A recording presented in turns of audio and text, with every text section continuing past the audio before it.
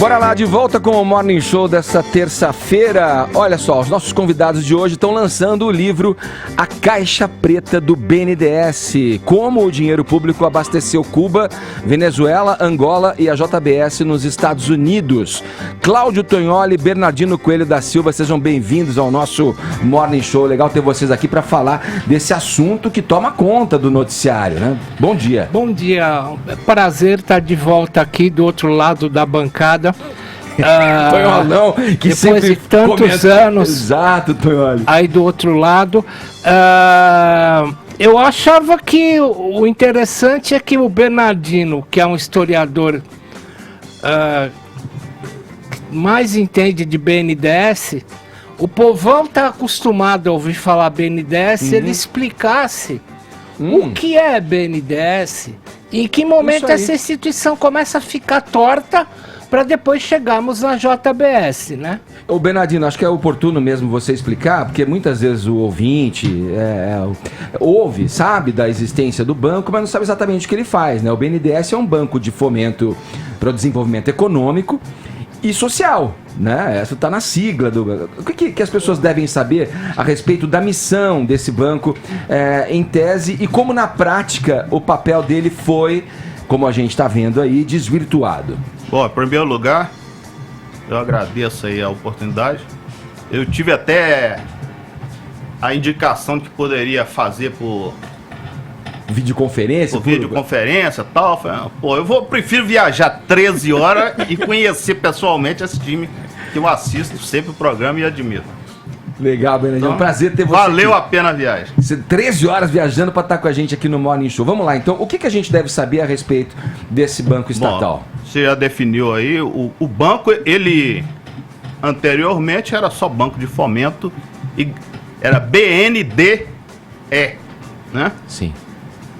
Nos anos 2000 que ganhou o S. Então, a cada projeto que o banco investe, o investidor é obrigado a destinar um percentual do dinheiro para aplicação no campo social, em projetos locais. Sim. Né?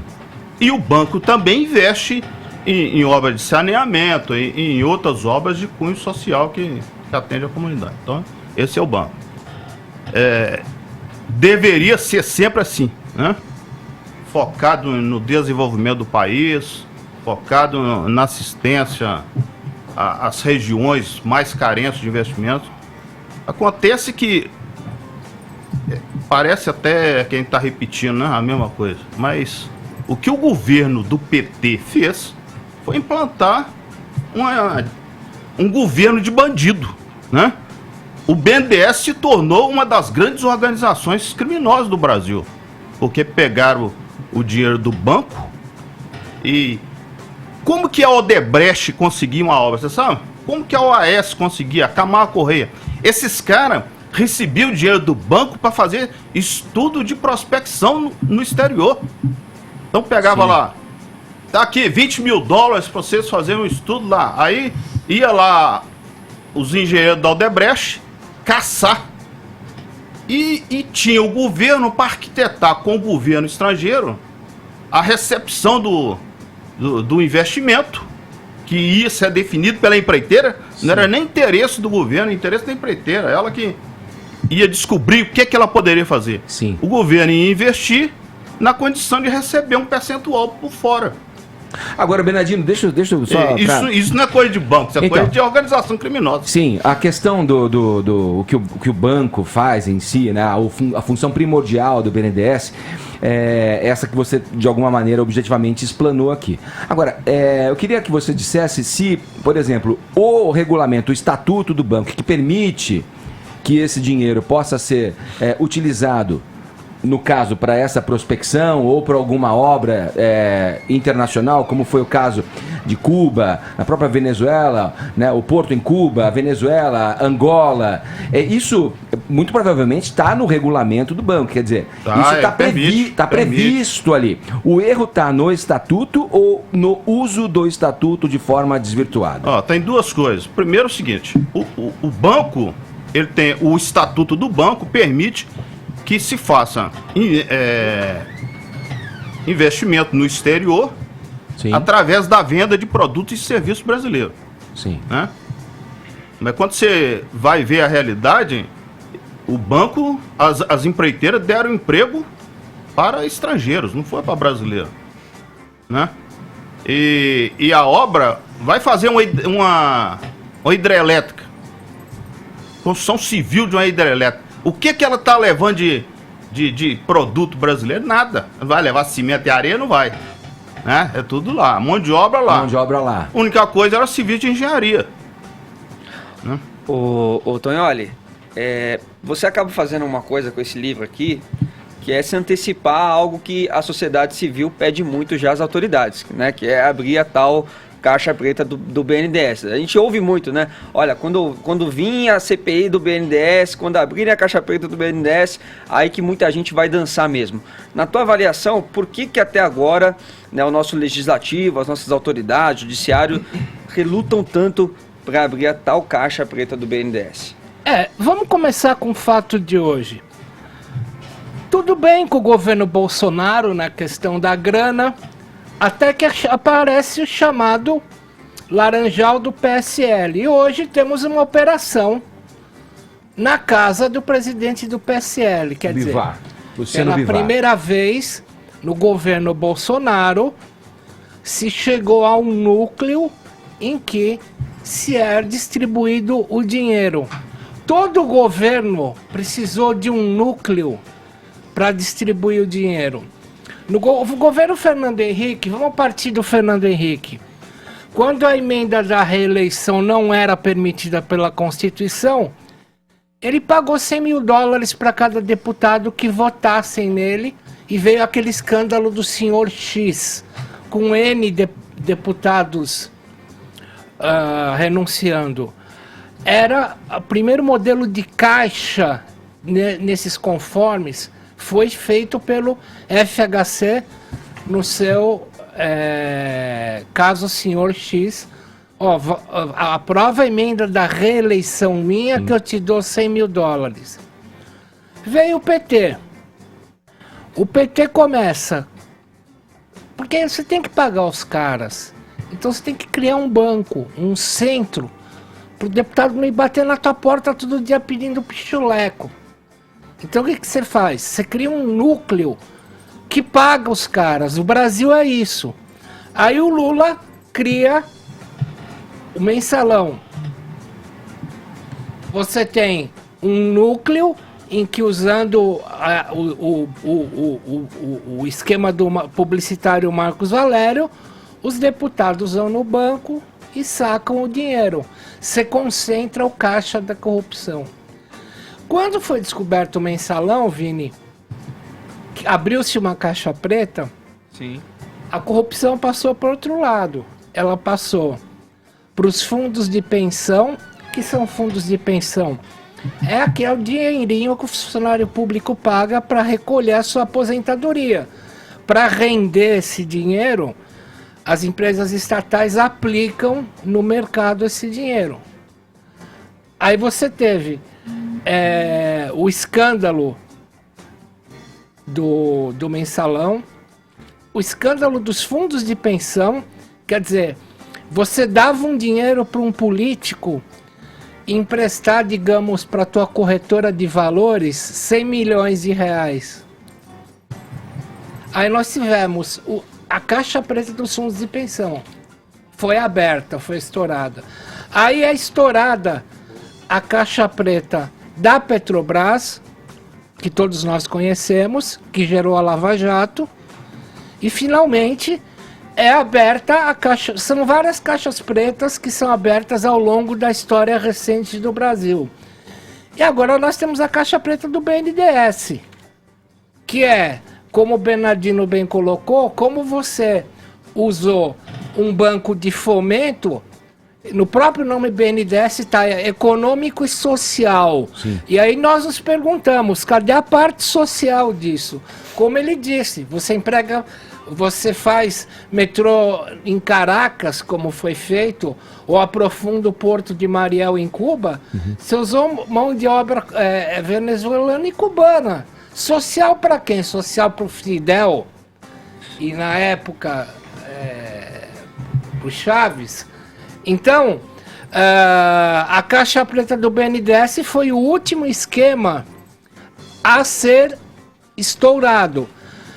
Tudo que está nesse livro e muito menos será apresentado na próxima terça-feira, dia 22, quando é concluído o relatório final da CPI do BNDES. Tonho, olha, essas práticas que você fala, elas foram criações do PT ou elas foram adaptadas pelo PT? Quiçá melhoradas, essas práticas Deixa eu responder. corruptas? Deixa eu só terminar, porque o Vinícius achou que eu estava alongando muito e cortou. Eu falei O que era? O que era, Bernardino? Caramba, meu! Eu falei que Aqui a gente eram dinamiza. dois casos. Bernardino, aqui a gente dinamiza. Vamos lá. Eu falei que ia falar sobre dois casos, né? Sim. Então, sobre a possibilidade do estatuto Isso. do BNDES. Então, para esse tipo de obra, uma empresa brasileira com escritório no Brasil, bababá, Isso. podia fazer. Isso, Né? isso. Mas, na realidade, foi o que eu disse. Muita coisa é mascarada. Sim. Tem uma outra situação e que o livro, ele... Então você responde a minha pergunta dizendo que o problema não é o estatuto, o problema é o uso que se faz dele. Pois é, mas aí É tem, isso? tem outra coisa. É. Para que a JBS recebesse 2 bilhões de dólares lá em dezembro de 2009 para comprar a Pilgrims, né, lá nos Estados Unidos, e mais o frigorífico Bertin, eles tiveram de fazer uma mudança no estatuto só para isso. 2 dias depois que a JBS entrou com o pedido de financiamento, Rolou a canetada. 2 dias depois a diretoria do BNDES mudou o estatuto para permitir trocar as ações nos Estados Unidos. Sim, é uma ação casada Então, ali. O estatuto permite, mas ele foi usado por crime. Fala, Alteração. Mariana. Deixa eu fazer uma pergunta, que é o seguinte: para que tudo isso pudesse ser feito, todo esse esquema, muitas pessoas estavam envolvidas, né? Além dos ex-ministros, ex-presidentes Lula e Dilma, servidores públicos, enfim. O relatório da CPI, que já tem mais de 300 páginas, fala que são mais 62 pessoas envolvidas. E a minha pergunta é: como é possível envolver tanta gente no esquema com essa proporção, driblar os órgãos internos de fiscalização e, enfim, como é possível aparelhar tanta gente? Bom, o Joesley disse que ele comprou 1.800 políticos, então 60 pessoas é ínfimo. barato, né, Torres? Barato. É grana. Aliás, emenda a minha pergunta, Cascalho, vocês não responderam. a tua pergunta. Foi se o criação PT... do PT ou não? São genialmente. Foi não. Eu acho que genialmente esse PT esquema aperfeiçoou. pelo PT. Institucionalizou, Se você voltar aperfeiçoou. lá nos anos 80, anos 90, pô, nós tivemos aí CPMI dos anões do orçamento, foi uma roubalheira tremenda, né? E eles abafaram como estão abafando tudo agora. Mas avance na resposta para Mariana, e na questão de tanta gente envolvida. Ela citou ali a questão dos ex-presidentes, mas eu acrescento a isso também o ex-procurador Marcelo Miller, que estava ali, foi acusado de fazer o jogo duplo dos dois lados do balcão ali, enquanto ainda procurador, atuando para os irmãos que vocês escrutinaram aí a vida nessa relação com o Banco Estatal. E aí? Tem uma frase que está no livro, acreditada a um desconhecido, que não sei quem escreveu, mas diz o seguinte: a JBS ganhou algum dinheiro vendendo carne e ficou bilionária comprando político. Sim. Então, com relação o que ele perguntou, foi o PT? Não foi o PT, não. O PT, ele dinamizou o crime de corrupção no país, implantou uma sistemática de governo. Sim. Né? O crime de corrupção era parte do sistema de governo. Era só isso. Sim, sim. Fala, Lara. Mas hoje, se for o Congresso, que teve uma tremenda renovação, tá apinhado de corrupto. Sim. Mesma coisa. Sim. Eu quero fazer uma pergunta talvez um pouco ingênua, mas esperançosa, mas acho que mais ingênua. Bom, os fatos estão aí, aconteceu, o livro sai, conta tudo, a gente fica sabendo. A conta, alguém arca com ela ou é uma conta que fica negativa e não tem o que fazer com esses prejuízos? Eu vou te dar vou te falar uma coisa que nem o Tonholo sabe. Meu companheiro. Fala, aqui. Master. A primeira parte que eu vou falar, ele sabe porque está no outro livro que nós escrevemos. Né?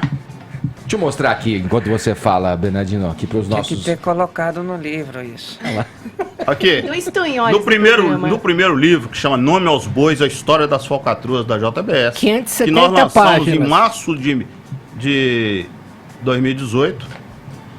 O livro, no primeiro semestre, o arquivo, que seria futuro livro, no primeiro semestre de 2016, já foi entregue com a representação ao Ministério Público. Toda a investigação desencadeada em relação aos irmãos Batista surgiu dessa representação. Porque o Ministério Público não toma ação de investigar se ninguém for lá e denunciar. Então foi feita essa representação 1 ano e meio depois que foi lançado o livro, mas já com resultado da investigação. Agora, isso aí ele sabe, eu vou falar o que ele não sabe. O arquivo desse livro relativo à JBS está com o Ministério Público em Brasília, que abriu eu abri uma representação e entreguei em junho desse ano todo. Por quê? Com base no outro, muita coisa que tem aqui está no outro livro. Só que ele estava ficando muito extenso e tivemos de reduzir. Então não deu para colocar todas as evidências que ajudavam o Ministério Público.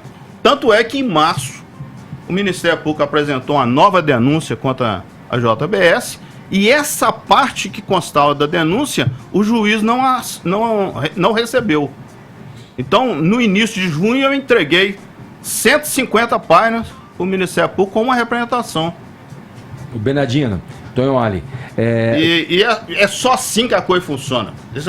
Abrir caixa preta de qualquer órgão é só se houver investigação pesada. E principalmente ter gente que denuncie. Mas os dados, eles aconteciam, apareciam, né, no noticiário a todo instante. Quando você fala que a JBS ficou bilionária, vendendo carne e trilhardária, digamos assim, comprando políticos, a gente tem casos muito emblemáticos, assim, o diálogo do ex-presidente Michel Temer, né, na sala social ali do Palácio do Jaburu, né, aquela questão quer dizer, quem... Mantém isso aí, viu? O credor do Brasil, os credores do Brasil eram esses mega empresários, né? Eles é que estavam definindo as políticas implementadas no governo, os negócios, o termo balcão de negócios não foi à toa que surgiu. Durante o governo do Lula e Dilma, toda a representação que foi instalada no exterior, toda a comissão paritária para discutir algum projeto de desenvolvimento ou comercial, o Marcelo Odebrecht estava enfiado no meio. Todas. Ele era indicado. Ele era o representante do governo, junto com outros países para discutir comércio exterior. Intercâmbio comercial entre os países. E essa razão revelada, a partir do momento que ela é exposta, ela causa essa grande decepção do eleitorado, que apoiou, que foi junto com a ideia, com o projeto do PT e viu depois como isso era feito e sustentado e com que intenções isso era mantido, né, nas relações entre os empresários e o governo, e aí houve a grande decepção. Olha, a gente vai continuar aqui com o Cláudio Tonholo e também com o Bernardino Coelho da Silva, que são os autores desse livro A Caixa Preta do BNDES. Daqui a pouquinho a gente volta. Olha, o subtítulo aqui: Como o dinheiro público abasteceu Cuba, Venezuela, Angola e a JBS nos Estados Unidos. A capa tá aqui, ó, para você ver em minhas mãos. Hoje com a gente aqui no Morning Show, o jornalista Cláudio Tonholo e Bernardino Coelho da Silva, eles que estão falando com a gente a respeito do livro A Caixa Preta do BNDES. Eu li o subtítulo aqui no final do primeiro bloco, né? Como o dinheiro público abasteceu Cuba, Venezuela, Angola e a JBS nos Estados Unidos. Vocês já discorreram um pouco sobre essa questão da transferência do dinheiro para essas, digamos, ditaduras amigas aí. E a questão, Tonholo, da grana do JBS nos Estados Unidos? Para quem isso se deu e de que forma isso abasteceu ali as contas da companhia na América? É infeccionante, Edgar. Infeccionante. Não sai na imprensa brasileira nada do que eu vou falar. Além de manter o claudiotonholi.com.br, eu mantenho sites para os livros que eu lanço. Então tem aí a mafiadosirmãos.com e o A Brothers Mob, mob de mafioso. Bom, o que está acontecendo nos Estados Unidos? Como disse o Bernardino, a JBS ganhou o dinheiro do BNDES para fomentar a compra da Pilgrim's Pride, né? Ou diga, traduzindo, o orgulho do peregrino. E o que o senhor Trump fez? Você tem um negócio nos Estados Unidos que chama Farm Aid. Igual você tinha o Live Aid. Sim. Você tem um festival todo ano para ajudar fazendeiro quebrado. E é muito forte a Liga dos Fazendeiros Quebrados. O Donald Trump está fazendo 3 meses, tirou 167 milhões de dólares do dinheiro que seria destinado a fazendeiros americanos quebrados e deu para quem? Para a JBS.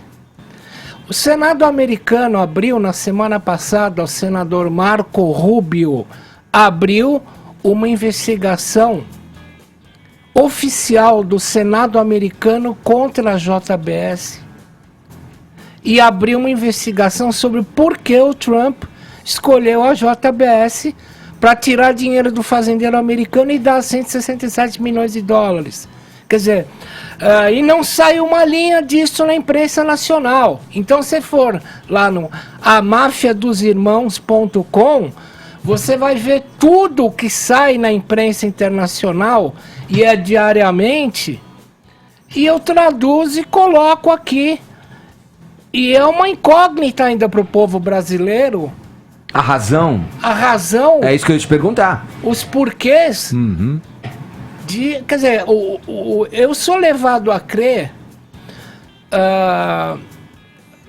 No Brasil o lobby é ilegal, mas nos Estados Unidos você tem aí 10 mil lobistas cadastrados que andam de crachá escrito lobbyist daqui para lá na Casa Branca. Eu sou levado a crer que o pessoal da JBS fez um lobby formidável ali e os caras dominaram os Estados Unidos. Tá dominado. Agora, por que a imprensa brasileira não noticia isso? Eu não sei por quê. Tonholi, Bernardino, vocês destacaram aqui já, né, como esse processo ele está impregnado já em toda a política brasileira. Mas eu queria saber de vocês, se vocês conseguem citar ou destacar algum agente público, algum político que tem um maior envolvimento na questão do BNDES, que dá para apontar, ó, esse aqui realmente tá um pouco mais. Você já ouviu alguma entrevista com Luciano Coutinho, do professor Luciano Coutinho? Já. Ele é um santo, cara. O cara passou por todos os partidos que interessava para ele arranjar uma boquinha. Quando ele não conseguia uma boquinha naquele partido, pulava para outra. Ele foi o maior instrumento do Lula e do Guido Mantega para poder fazer isso tudo. E ele fica pousando de santo. O cara é pilantra, assim. Então, Agora, os dois principais articuladores de toda essa jogada dentro do BNDES chamam-se Guido Mantega, que ele foi presidente do BNDES, depois passou a ministro da Fazenda e colocou o Luciano Coutinho no lugar dele. Sairão no dia 22, acusados pela CPI do BNDES, sairão acusados, em primeiro lugar, Lula e Dilma. Eu recebi de uma das relatoras do caso BNDES, da CPI, a deputada Paula Belmonte. Eu estava subindo aqui, a Joaquim Eugênio de Lima chegou o relatório dela, ela acusa em seu relatório pessoal a Gleisi Hoffmann. Então, alguns nomes a gente pode dizer já que serão acusados no dia 22, daqui uma semana. Lula, Dilma, Gleisi Hoffmann E vamos ver o que chega até sexta-feira desses relatórios, né? Agora, a questão é você imaginar que hoje a JBS só tem 6% dos seus ativos no Brasil e o resto está lá fora. E o que aconteceu com as empresas? Isso que é engraçado. Olha, pensa isso. Ei, Bernardino, a Odebrecht, Andrade Gutierrez, todas quebraram, porque viviam com dinheiro exclusivamente do governo. Por que a JBS não quebra? Está cada vez mais rica. Porque está vendendo carne. E ganha dinheiro no exterior. E tipo, a gente... E outra coisa, se o BNDES hoje desfizer das ações que ele tem na JBS, é tudo que os irmãos Batista querem da vida. É, sim. Porque eles vão fazer o que eles há muito tempo eles tentam e o BNDES não permitiu, que foi transferir a sede da JBS para o Reino Unido. Olha aqui, ó, essa conversa estendida você tem aqui em a caixa preta do BNDES, como o dinheiro público abasteceu Cuba, Venezuela, Angola e a JBS nos Estados Unidos, escrito pelo Bernardino Coelho da Silva e pelo Cláudio Rúlio Tognoli. Valeu, obrigado pela presença aqui, o ouvinte está vendo, obrigado, ó, o espectador está vendo aqui em minhas mãos. Obrigado, e aí, lançamento, já tem tá previsto aí já o lançamento? Já está nas livrarias. Tem alguma data aí? Vai ter tarde de autógrafos? Tecnicamente o livro está sendo lançado aqui, porque é a primeira vez que ele aparece na mídia aqui no... Nós escolhemos e fomos aceitos. Boa. No Morning Show. É o meu 20º livro, Master. Publicado. Valeu, Tonholi. Bernardino, valeu. Obrigado pelo papo, hein?